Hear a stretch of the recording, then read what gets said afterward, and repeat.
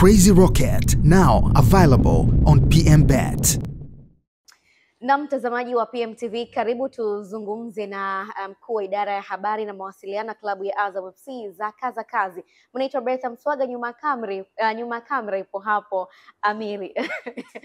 Mambo vipi Zaka? Uko vyema? Mimi niko vizuri sana. Vizuri sana. Bila shaka tabasamu lako tu linajieleza.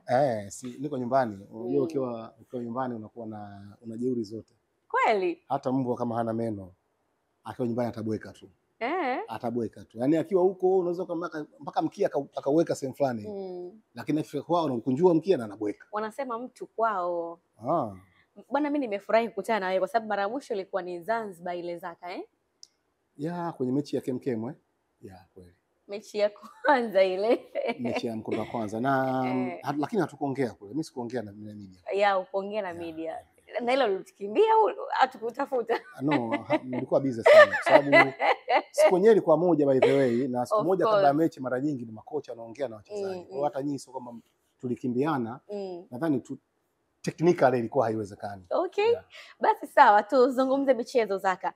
Maandalizi yenu yakoje kule katika mchezo wenu wa mkondo huu ambao mnakwenda kukutana na Maniema FC ya kule DR Congo? Maandalizi yakoje?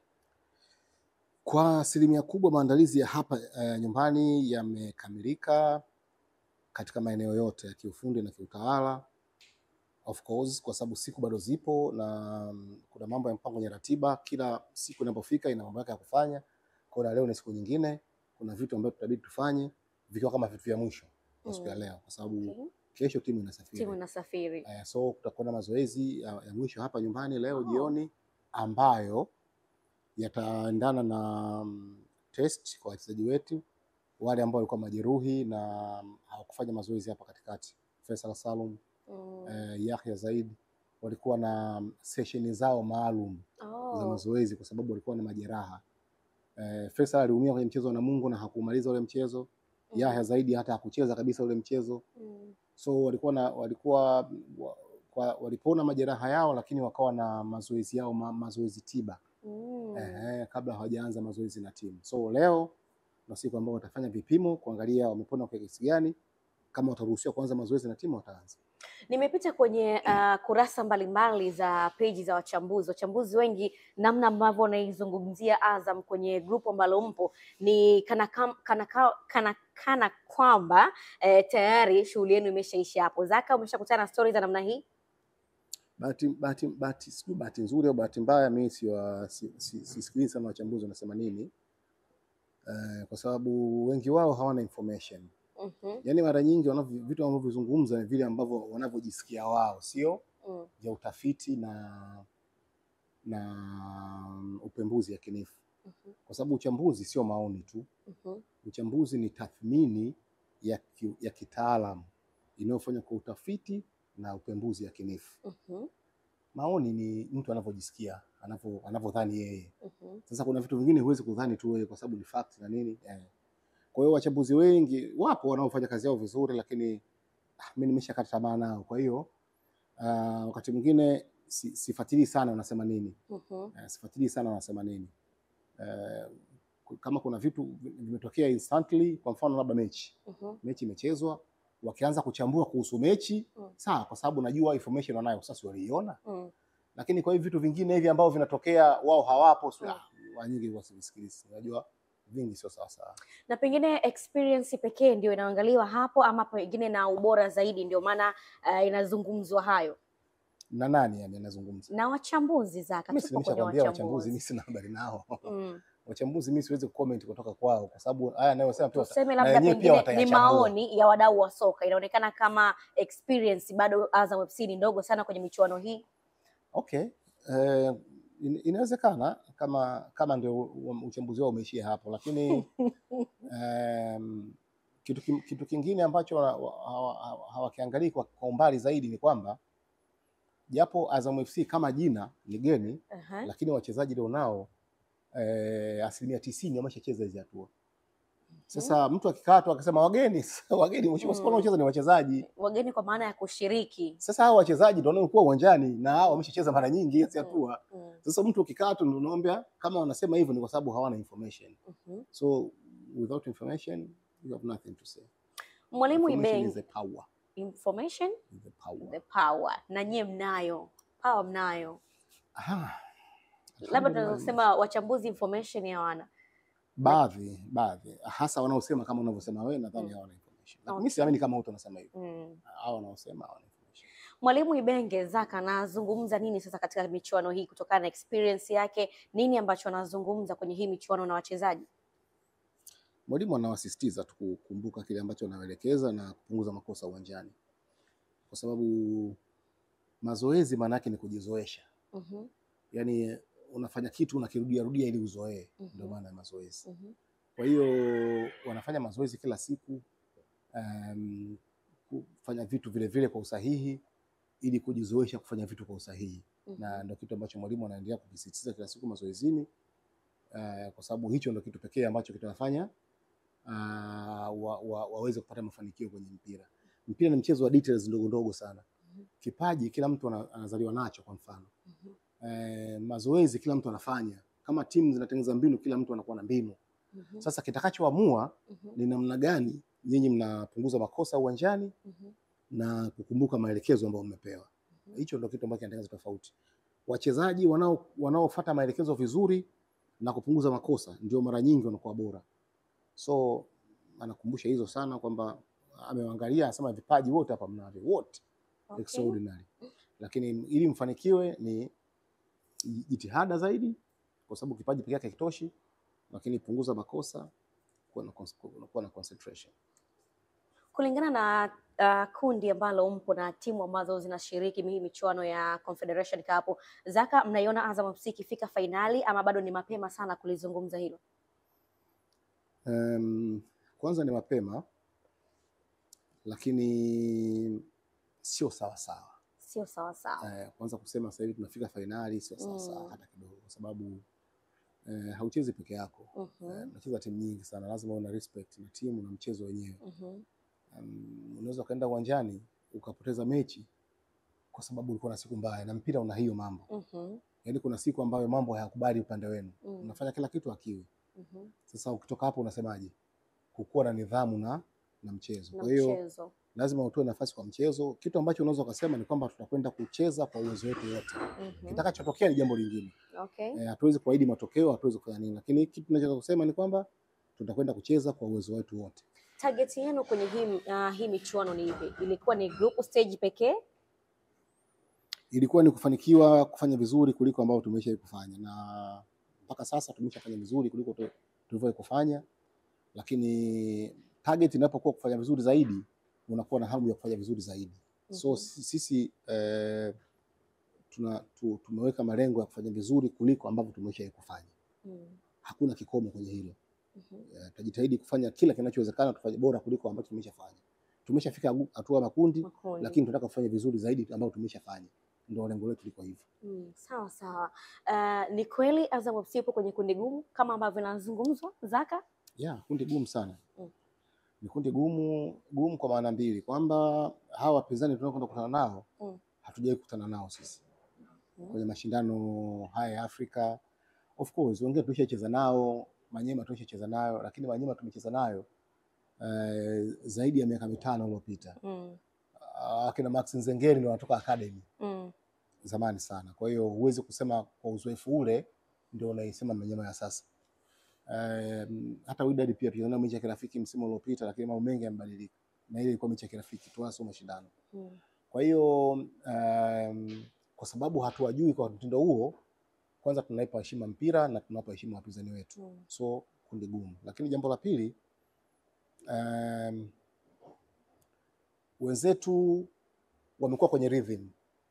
Yaani of course Wydad hajafika hizi hatua kwa misimu kama 2-3 hapa nyuma. Sasa hivi alikuwa amepotea. Lakini amerudi. Na Wydad ni timu kubwa inajulikana. So inaporudi huwa inarudi kwa namna nyingine yote. Manyema walikuwa group stage msimu uliopita. Bado wapo kwenye hiyo rhythm. Wako kwenye hatua makundi mashindano ya Afrika.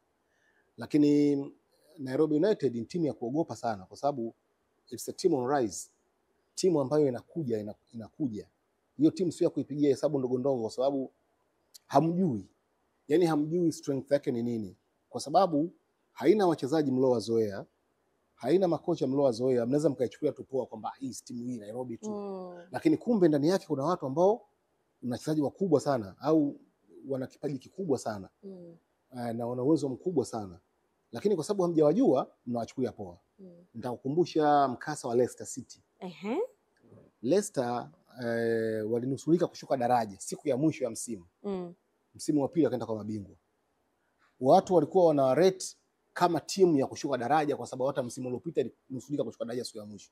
Kumbe bwana wamemchukua mtu mmoja mtu N'Golo Kante balaa. Yupo kila sehemu uwanjani. Hatari. Wana Riyad Mahrez hujui anakuja anavyokuja, yani anavyotembea anapiga chenga watu. Yani akiwa anatembea tu tayari nyinyi wenyewe mnaanguka kwa chenga. Lazima muanguke. Sasa lakini watu walikuwa wajui hawa wachezaji. Kwa hiyo kana ichukue tu ile Celeste ile. Bwana wakawatesa mpaka wakaenda kwa mabingwa wale jamaa. Wamebahatisha hawa. Wale wachezaji pale wakanunuliwa kuna timu nyingine. Ndio watu wakaanza kusema kumbe hawa jamaa walikuwa na kikosi hawa. Kumbe wako serious. Sio tu serious lakini walikuwa na watu. Unajua kuna watu, yani kumbe wao walikuwa na watu, lakini watu kwa sababu walikuwa hawajulikani wale, hawakuwapa heshima hiyo. So hata Nairobi wanaweza kaa katika hali hiyo kwamba hawana wachezaji wenu mliowazoea, sio kina Ziyech kina nani. Kwa hii timu gani? Kumbe mule kuna kina potential Ziyech wako mule ambao wewe mtakuja ku appreciate misimu ijayo wakati wameshazuru sana watu hapa katikati. Wamefika hatua hii kumtoa nani? Setif. Timu kubwa sana. Tente Setif ni timu kubwa sana, timu ambayo kuna watu hapa nchini walipita mababani kushangilia mchezaji wao alinunua na Setif. Unajua hiyo kitu? Nenda tafuta ulize. Kuna ilikuja kununua ile timu ilikuja kununua mchezaji hapa Tanzania misimu kadhaa nyuma. Na kuna watu walishangilia na kujisifu. Tumeuza kwa timu kubwa. So ni timu kubwa kwa kiwango hicho unaona Lakini wanatoa wale jamaa. So usiwachukulie poa, ni kuheshimu na ni kujipanga zaidi. Wengi wanatazama timu ya Wydad Casablanca, pengine ndio naona kama Azam wanakwenda kukutana na kibarua kizito kweli kweli, tofauti na hizi timu ambazo umezizungumza. Unadhani nini hasa kinapelekea hicho? Ni ukubwa wa timu? Kwa Wydad yes, ukubwa na historia yao. Lakini kwa hizi zingine mimi sijui kwa nini wanasema hivyo. Hiyo siwezi kujua mimi. Ila sisi kama klabu tunawapa nguvu, tunawapa heshima sawa wote. Wote tunaona wapinzani hatari kwetu. Wote tunaona ni timu ambazo sio za kuzichukulia poa. Zote. Haiwapi pressure yote Zaka? Unapata pressure kwenye mechi wakati unatakiwa kaenjoy. Yaani unapoenda kwenye mechi kuna zile za kusema kwamba bwana Aziz Ki alifunga Azam goli 3 peke yake. Itakuwaje? Wala sio issue kubwa hiyo. Wala sio issue kubwa. Kwenye mpira kufunga anza kafunga mtu yote anakuwa karibu na goli. Wanasema kuna kina Aziz Ki 10 nasema kwenye timu moja. Haiwapi pressure hiyo? Game ni kuenjoy, yani mpira unatakiwa ukaenjoy. Mpira sio mchezo wa kwenda kupata pressure na sasa pressure ya nini sasa? Mpira unatakiwa kuenjoy yani. Nenda kwenye mechi ka enjoy mpira. Wala mnasia tuna pressure, sio kwenda kuenjoy game. Sawa. Nimepita mitandaoni Zaka, nimekutana na sakata la Faisal Salum. Nikasema nikikupata nitakuuliza hili sakata limekaaje. Awali walisema kwamba Tripoli imetoa ofa ya dola 800,000, lakini sasa hivi dola imepanda tena. Linalosemwa lipo ama ni uzushi tu Zaka? Unaweza ukaenda baada ya nusu saa au saa moja lijalo ukaambia imepanda tena. Na itapanda kwa sababu wanaopandisha sio hao unaowataja. Wanaopandisha ni watu ambao watakuwasumbua nyinyi. Yaani kuna watu ambao wanataka kuwasumbua nyinyi waandishi. Yaani mtu anakaa leo asubuhi waandishi leo wana story gani? Wana story. Ngoja niwahenyeshe hapa. Basi anaposti kitu chake nyinyi mnaanza kuwewa. Anakaa na waangalia na wacheka, angalia na wakomesha hapa. Kwa hiyo nyinyi kama Azam lakini mmeshapokea hiyo barua? Ni kweli? Tripoli wametuma barua? Hakuna barua yoyote iliyokuja. Mimi nakwambia nyinyi mji mnasumbuliwa. Lakini niliona comment ya Vice President alienda kucomment kusema kwamba hiyo barua ilikuwa ya mwezi wa 9. Sasa hii ambayo imetumwa jana kwenye mitandao, hii ya mwezi upi? Sasa singeuliza kwenye comment pale. Hiyo ilikuwa ya muda mrefu sasa. Mimi nimeona hii ya jana. Yaani hiyo comment hapo aliposema hii ya mwezi wa 9 ungemuuliza sasa hii ya lini? Ungeuliza posti mbili tofauti hizo. Lakini kwa sababu niko na wewe majibu nitayapata. Kwa hiyo unayozungumzia ni posti ya mwezi wa 9 au posti ya sasa? Posti ya sasa ambayo hakuja kucomment ndio nakuuliza wewe. Ile iliyopita alishaijibu. Mimi hapa nimekwambiaje kwanza? Umeniambia ni watu tu wanatengeneza propaganda. Sasa ndio hivyo. Mbona sijibu hilo tulijibu? Zaka. Kwa nini imekuwa kwa Faisal peke yake? Kwani Faisal ameanza leo unafikiri? Faisal ni mchezaji ambaye kila mtu anataka amtaje, yani hataki kupitwa na kumtaja kwa sababu ataonekana kama mgeni nchi. Yani watu wanahangaika kumtaja. Kwa sababu unajua ukimtaja, ukiandika story yote kuhusu Faisal kwenye account yako ya Instagram, utapata comments nyingi, utapata likes nyingi. Yani ile engagement itakuwa kubwa sana.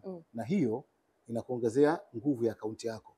Na ile nguvu ya account yako utapata matangazo ya biashara ya nguvu za kiume. Utakuwa unatangaza pale. Kwa hiyo watu wanataka matangazo ya nguvu za kiume. Kwa nini wasiweke habari za Faisal pale? Na nyie kama timu mnaona sawa tu, wacha wazungumze. Sasa sisi tufanye nini? Yani sisi tena tuanze kutoka wewe bwana unaniwa. Ni kama hivi unanihoji nakwambia sio imeisha. Sasa sisi tufanyeje? Lakini kama ikatokea dirisha dogo mko tayari kama timu? Sisi tumesema muda wote ule kwamba hakuna mchezaji asiyeuzwa. Yani duniani hakuna mchezaji asiyeuzwa. Ni right offer tu. Yani offer sahihi mchezaji anaondoka. Na wamekazia kweli, unasema eti signing fee ni bilioni 10. Mimi nakwambia hao wanatafuta dawa za wanatafuta matangazo ya nguvu za kiume. Au wanaoposti hao. Okay. Sawa basi Zaka, mimi nikushukuru kwa muda wako. Asante sana. Mimi nikushukuru. Umependeza sana leo. Hii kazi yako nimeipenda. Asante sana. Asante sana. Umependeza pia. Mashallah. Yaani umependeza sana. Unasema kweli? Wallahi wala suli. Hebu tusaidie basi kufunga kipindi leo Zaka. Unafungaje? Umeshafanya hizi kazi Zaka. Kidogo tu, jaribu. Ukikosea nitakurekebisha. Unasemaje? Hebu nionyeshe. Nikuonyeshe. Na huyu alikuwa ni mkuu wa idara ya habari na mawasiliano wa klabu ya Azam FC Zaka za kazi. Bila shaka umeweza kumsikia kwa namna ambavyo amezungumza. Mnaitwa Dada B Betha Mswaga, nyuma kamera iko Amiri. Hebu jaribu na wewe. Huyu alikuwa Betha Mswaga, mtangazaji wa PMTV. Nyuma ya kamera ni nani? Amiri. Amir. Mimi naitwa Zaka za kazi.